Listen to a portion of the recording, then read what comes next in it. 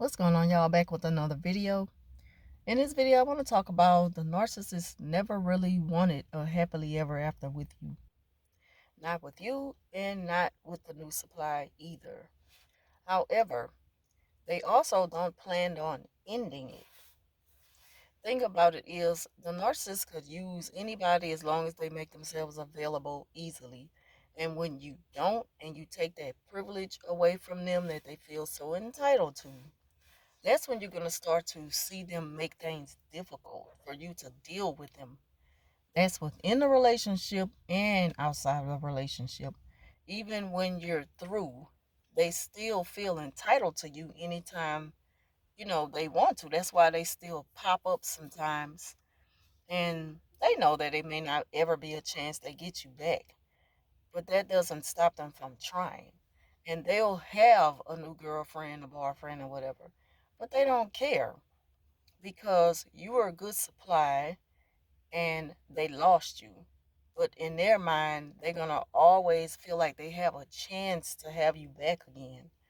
They play all type of mind games to try to manipulate you and convince you to give them a second chance.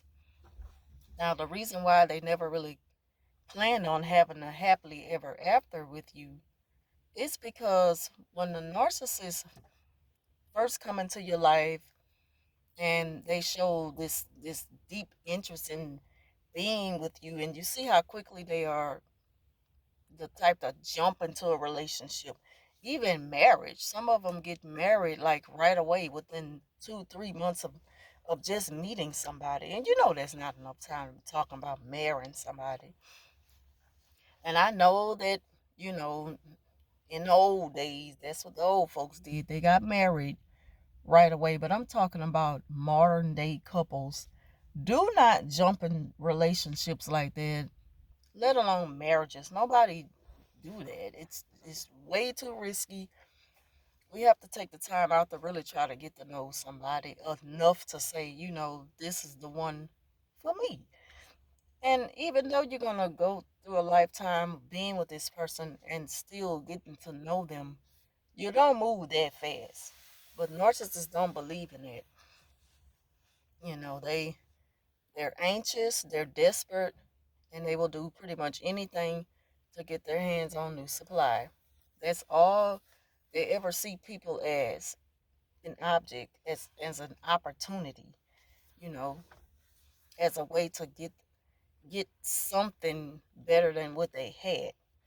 And again, the reason why they don't care for the happily ever after is because they're not willing to commit to you, but they're willing to give you just enough to keep you around. And they easily move on to other people because they get bored fast. You know, they know that they are not the one for commitment. They know this. They're not gonna tell you that because that'll ruin the chances of them getting you. If anything, they want you to think that you are the best thing that ever happened to them. They're not gonna convince you that they they want this happily ever after with you. But we be so gone, we be on cloud nine. We fall so deeply with this person because they seem too good to be true that we miss all the red flags in the beginning, and we just feel like, okay, this is the one for me because they picked you. But that doesn't mean that they're the one for you. So they never really thought about sticking around as far as, being faithful in a relationship. They'll stick around, but they're not going to be faithful. They're going to have many other people on the side because they're very selfish and they just could never get enough. They're never happy with what they have. They'll never be happy with what they get. That's how it is dealing with a narcissist. And, the sad thing about it is they fail to realize how dangerous it is, just dealing with so many people within your relationship, and they can't keep up. It's sad that they really can't keep up with their body count.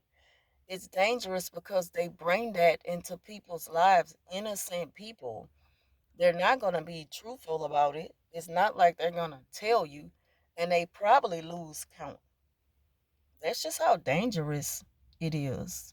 Dealing with the narcissist is overall, it's just bad for your health, period. It's bad for your mental health, definitely your mental health, and it's bad for your physical health because you don't know what you're dealing with until you're already knee deep in it and you realize what you're going through mentally and with your health. You may have reoccurring health issues that you never had to deal with before until you met this person. When a narc come into your life, they come into your life to kill, steal, and destroy your spirit, and that's what they do. They completely drain you of all happiness, of the way you used to be when you were content with yourself, and you may not have been where you want to be. You may not have reached your main goal so far in life, but you were well on your way. And it's like when they come along, they want to change everything and convince you that they can show you a better way. There's a quicker way to accomplish something, and they don't even know how to do nothing. If they weren't copping off of other people's lives, they wouldn't have, they don't even have thoughts of their own. They don't have a mind of their own. So how could they come into your life to add on in a positive way? They only come into your life to take and to just drain you completely of anything you have that brings you joy. They're going to take that from you. They're very critical. You're going to start to learn how critical they are. You're going to see the total opposite of what you had thought of them in your mind. Because, mind you, they never really tell you who they are because they don't know. You know, um, it's like you just give them that. You give them that because they put on a act that'll convince people that they're good people to deal with. They're loving, they're kind. They put on an act, but then that act will soon disappear the longer you get to know them. So they know that it was going to happen because that's who they are. That's their character. The main character, the true them, is the person who you wouldn't have thought of giving a chance to. So we just have to be careful who we deal with. Um, and we have to be willing to set boundaries and be bold about it. And, don't allow them to make us feel guilty like we owe them something. Because narcs are good for that, making you think that you owe them a second chance or you shouldn't be that way. They try to manipulate you into believing that if you don't give them a chance, then you're a bad person. You're a grudge holder. And to me, there's nothing wrong with holding a grudge towards something that's not good to you. You don't have to deal with something that you already know poses threat to you. Like, what sense does that make? But I don't mean hold grudge like have hatred in your heart for somebody. See, I hold grudges in a way where I choose not to deal with you anymore. I know how to deal with you from now on. Like they say with a long handled spoon. I don't give you more than I need to. I know I don't owe you nothing. It's like you just learn how to deal with people. But at the same time, you don't have hate for them. You're not looking for vengeance.